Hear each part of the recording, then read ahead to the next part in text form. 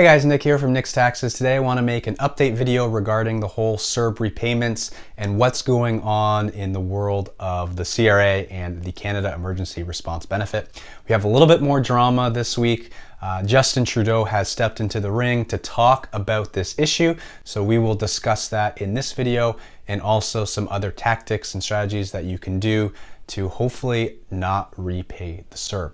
So if you're new to the channel, hey, I'm Nick. I'm making videos on the CERB, Canada finance, personal finance, investing, all that kind of stuff. So please subscribe if that's of interest to you. And please be sure to like this video while you're down there subscribing. Just shows that you got value out of this video and also helps get this video out there to more people who might be interested. So in this week, what's happened is Canada has sent out nearly 500,000, they're calling them educational letters, to people who need to basically repay the CERB, and they've asked them to do so before the end of December, so that way these taxable benefits don't have to be reported on their tax return. Makes sense. However, the issue is a lot of these people now don't have that money to repay back, and they were told that they were eligible when they first applied, and now being told that they are not. The issue kind of revolves around one of the qualifications, and that was at the time of your application, you had to earn either $5,000 of income either in 2019 or in the 12 months prior to your application. And that $5,000 for self-employed people wasn't clear on whether that was $5,000 net or $5,000 gross.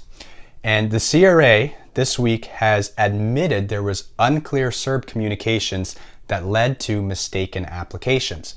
A lot of people were led astray, being told that the $5,000 income was actually gross, when in fact it was net income. So it's your gross income, your total income, less your expenses. And so a lot of people, there's been proof basically of people calling into the CRA and the CRA agents telling them actually that it was gross income and not net. And the CRA has come out and acknowledged this.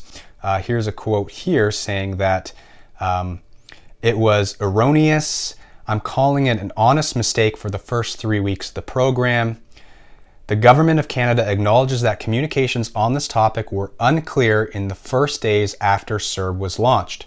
This includes both the CERB web pages and the information provided to call center agents. They say, we regret that this lack of consistent clarity led some self-employed individuals to mistakenly apply to the CERB despite being ineligible. Also, the Green Party has called to suspend CERB repayments because of this, and it's also obviously led to a lot of anxiety amongst people who don't really have this money to pay back because they used it to, pay their bills and whatnot. So Justin Trudeau has now stepped into this conversation, and he had a press conference and basically told people not to worry about it. And so I'm not really sure what to make of this talk that Justin Trudeau had regarding the CERB. But I'm going to show it now, and you guys can figure it out for yourself as to what you think he means when he says these things. So let's check this out. I think people need to know that we're serious when we said we would be there for people. We didn't deliver support to millions of Canadians who needed it just to claw it back at Christmas. Already we've seen over 1 million repayments. People who got the CERB payments unjustly or extra CERB payments, and that's because Canadians are fair and fair-minded and responsible. But every step of the way, we've promised to be there for vulnerable people, so I don't want this to be an extra stressor on a Christmas that is already not like others. So be reassured. Any good faith mistakes will not be penalized, will not be pursued. We're going to work with people over the coming weeks and months to ensure that people get the support they need.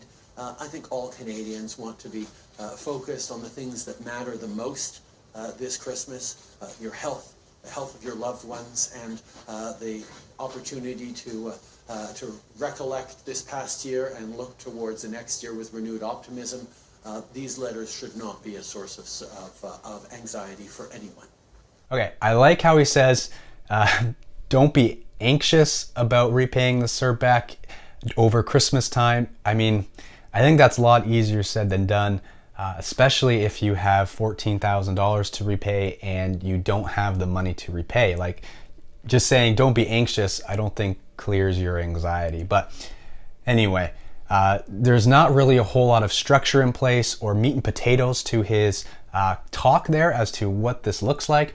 To me, in my 2 cents, I don't think anything's going to change regarding the eligibility, unfortunately. I just think that you're going to have to call the CRA, discuss your situation, and you're going to have to repay it, but there's going to be some sort of modified repayment structure for you, and you probably won't have to pay interest on those repayments.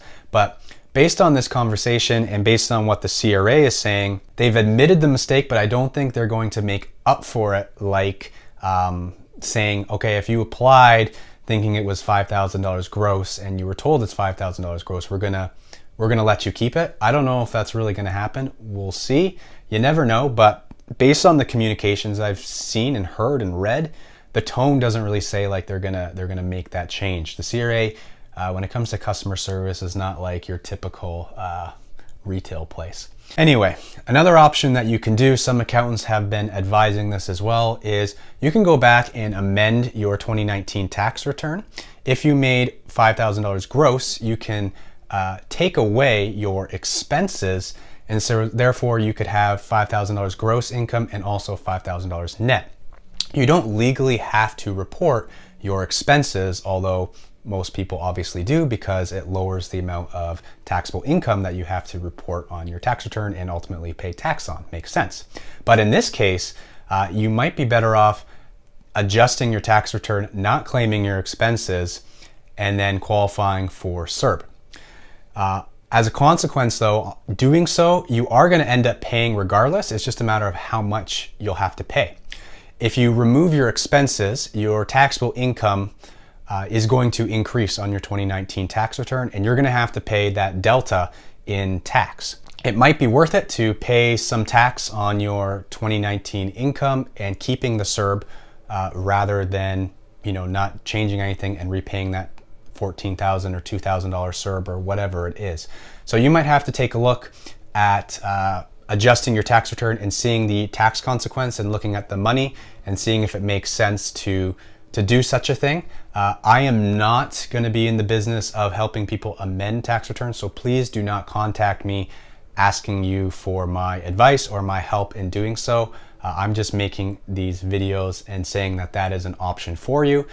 Please talk to a local accountant or take a look at one of the 2019 tax softwares to look at amending your tax return.